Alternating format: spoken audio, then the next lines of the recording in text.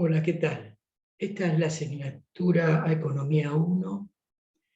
de las carreras de Administración, Comercio Internacional y Contador Público. Vamos a trabajar hoy con la unidad 1 del programa, que se refiere a los aspectos centrales de la economía como ciencia social. Si bien estas definiciones que vamos a ver de ahora en adelante eh, pueden ser ubicadas dentro de uno de los campos de conocimiento, dentro de una de las escuelas de pensamiento que vamos a ver en la próxima clase, vamos a señalar que la economía ha adquirido a partir del aporte de los clásicos, esencialmente con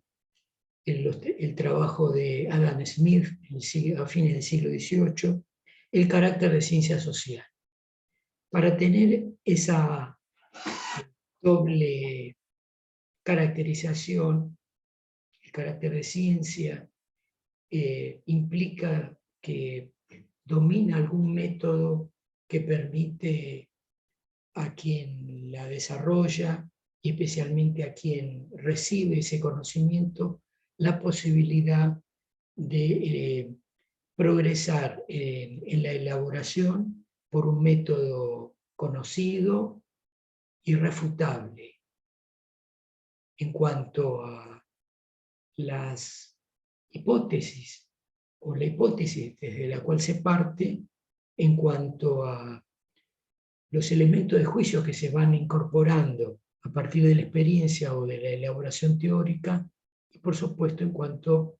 a las conclusiones, ya sea que esa hipótesis inicial sea refutada por, por la realidad o por la elaboración, o se transforme en lo que denominamos ley. Este procedimiento que vamos a llamar científico, que desarrolla la economía, proviene, es una adaptación de las ciencias experimentales, la que vulgarmente se denominan ciencias duras o ciencias exactas, erróneamente. Entonces, el carácter de ciencia de la economía, a partir de un determinado momento histórico, tiene que ver con el dominio de un método que consiste en el hecho de formular una hipótesis. Por ejemplo, para hacer menos abstracto esta explicación, existe vulgarmente la idea de que en algunos círculos políticos e ideológicos que el aumento de salarios produce inflación, o por ejemplo que la emisión monetaria, es decir, la creación de dinero por parte del Banco Central y los bancos comerciales, crea inflación. Entonces, la persona que formula esta hipótesis o que la trata de investigar, la contrasta con la realidad, por ejemplo, trata de verificar en ciertos momentos históricos si existe una correlación, una relación directa, causa-efecto, entre el aumento de salarios o bien la emisión monetaria, la creación de dinero por parte de un Estado y el aumento de precios. Supongamos que verifique que tal relación se cumple. Bueno, luego seguramente tendrá que, para enriquecer esta hipótesis, tendrá que incorporar elaboraciones a partir de sus prejuicios, de sus preconceptos, de su ideología, que enriquezcan este análisis. Luego, con esos nuevos elementos irá nuevamente a contrastarlo con la realidad y así sucesivamente en un proceso iterativo que concluirá con la convicción que tiene quien formula esta idea o estas ideas, estas hipótesis, en que efectivamente las mismas corroboran el hecho de que la inflación, el aumento generalizado de los precios, se debe a alguna de esas causas, que tal vez otras colaboren en ese proceso o sirvan para menguarlo, y por lo tanto, si llega a esa conclusión, formulará una explicación general que denominamos ley, aplicable a esas situaciones, aplicable al fenómeno de la inflación. Y si la verificación empírica, es decir, la contrastación con la realidad, o la elaboración teórica, le dicen que la cosa no va por ahí, lo refutará esa hipótesis y será desechada. Entonces, esta es una breve y sintética explicación del método científico que requiere como condición, como condiciones básicas, la capacidad del ser humano de abstraerse, es decir, respecto a la realidad, es decir, de poder elaborar, más allá del momento histórico en el cual está viviendo, en su situación personal, etc., la capacidad de abstraerse, de elaborar una hipótesis, y fundamentalmente la necesidad de que lo que el individuo formule pueda ser refutado por terceros. Refutado quiere decir, puede ser criticado, ya sea para coincidir con él o para rechazar lo que él formula. La posibilidad de la refutación es imprescindible, porque de lo contrario, si no existe esa posibilidad, salimos del campo de la ciencia en general y entramos en otros campos, el de la religión, donde simplemente se trata de creer, de tener fe, o en el campo del arte, donde simplemente, y no tan simplemente, se trata de crear y defender lo que uno crea y su impacto sobre los demás. Entonces decíamos que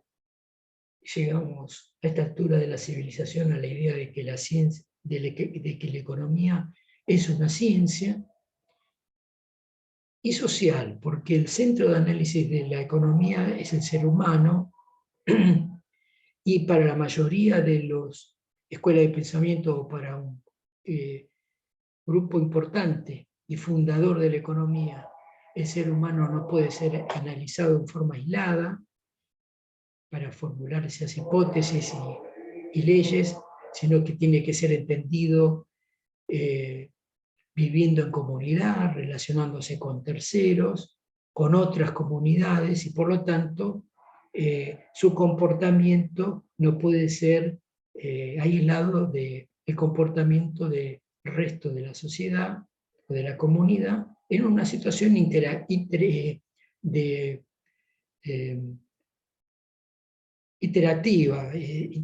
es decir, el individuo aporta, la sociedad lo influye. Así que esto nos trae a colación otras características que tiene la economía. De nuevo, este análisis que estoy haciendo, después vamos a ver que es refutado por algunas de las escuelas posteriores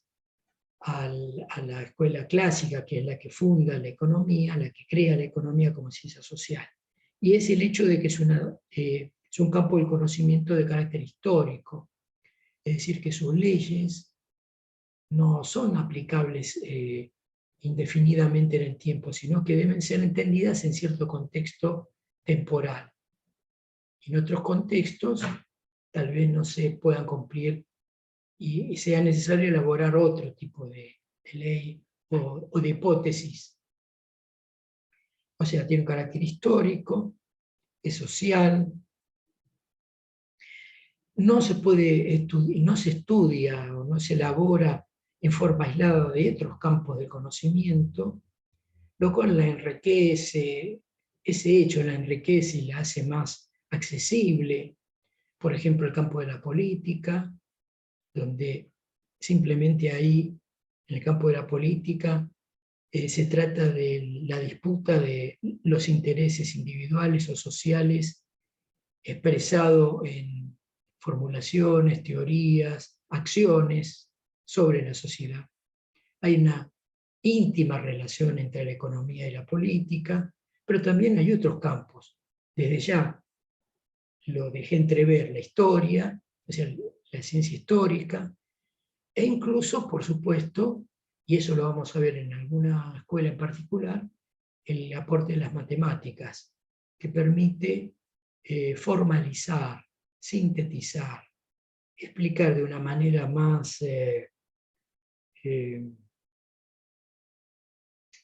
esquemática las ideas, las leyes que se van formulando. Así que ciencia social, histórica, relacionada con otros campos del conocimiento, ideológica y objetiva. Dejo para el final estas cuestiones porque parecen ser contradictorias entre sí, no lo son. Todos los campos del conocimiento son ideológicos, porque parten de el que formula la hipótesis, lo hace desde algún tipo de conocimiento previo, algún conjunto de ideas que el individuo ya tiene incorporadas, que lo animan a formular hipótesis, a ingresar en este campo de acción. No se parte de la nada, nunca se parte de la nada, siempre hay algo previo, y especialmente en la mente de los individuos hay ideas, preconceptos, no importa que sean vulgares o muy elevados, que sean de carácter ético o simplemente de la experiencia de vida. La ideología la ideología es un conjunto de ideas que el individuo tiene cuando elabora. Pero eso no obsta para que las leyes que finalmente nos proponga no puedan ser aplicadas para interpretar la realidad. Por eso decimos que la economía es una ciencia objetiva. Sabiendo que esa elaboración tiene un fundamento ideológico. El único problema o la única dificultad que hay que superar es que quien desarrolla este conocimiento tenga buena fe hacia los que van a recibir ese conocimiento, es decir, sea capaz de transmitir de una manera medianamente inteligente desde qué mundo parte, qué piensa del mundo en el cual está viviendo, cuáles son sus ilusiones, su perspectiva, de tal manera que quienes refuten la ley, ya sea de nuevo, para estar de acuerdo con ella, para enriquecerla incluso, para rechazarla, sepan desde dónde parte el científico y de esta manera poder trabajar de una manera razonable en ese tipo de refutación. Entonces, para sintetizar en esta breve introducción, la economía es una ciencia social, histórica, ideológica, objetiva y complementada por otros campos del conocimiento en el proceso de elaboración. Cada una de las escuelas de pensamiento, es decir, conjunto de individuos que a través de la historia, en un recorte que vamos a hacer, obviamente porque no podemos ingresar por razones temporales todos los aportes que han habido, cada conjunto de individuos que formuló leyes e ideas acerca del mundo que lo rodeaba en el campo de la economía, le dio a este campo científico un objetivo, una razón de ser. Por eso no me voy a concentrar en ese aspecto tan importante, lo estoy omitiendo conscientemente, para luego, cuando desarrollamos cada escuela de pensamiento, digamos cuál fue su objetivo político, científico, social, para definir la economía como un cierto campo de conocimiento con determinados objetivos. Hasta acá vamos a llegar, y solo cabe señalarles que como material de lectura les recomendamos, está puesto en el programa, un material escrito por dos importantes economistas, Burkum y Españolo, en un texto que se llama Nociones de Economía Política, capítulos 1 y 2. Se los recomiendo leer en la medida que podamos avanzar incorporando ese material bibliográfico y todo lo que tengamos a nuestro alcance. También incorporaremos cuestionarios para que ustedes individual o en conjunto, lo cual recomiendo, los respondan para su propio uso, para su propio conocimiento. No es material para ser calificado, y eventualmente ante las dudas o conflictos que le genere lo que yo acabo de formular o lo que surja de la bibliografía, usemos el chat, el foro, o me manden mensajes a esta aula virtual, y si no podemos resolver estas dificultades, como les digo en el aula, trataré de lograr que el día de repaso lo podamos hacer de manera presencial en la sede, y amén del examen. Bueno, esta es mi presentación para la primera clase, y nos mantenemos en contacto. Un abrazo para todos, un placer avanzar en esta asignatura.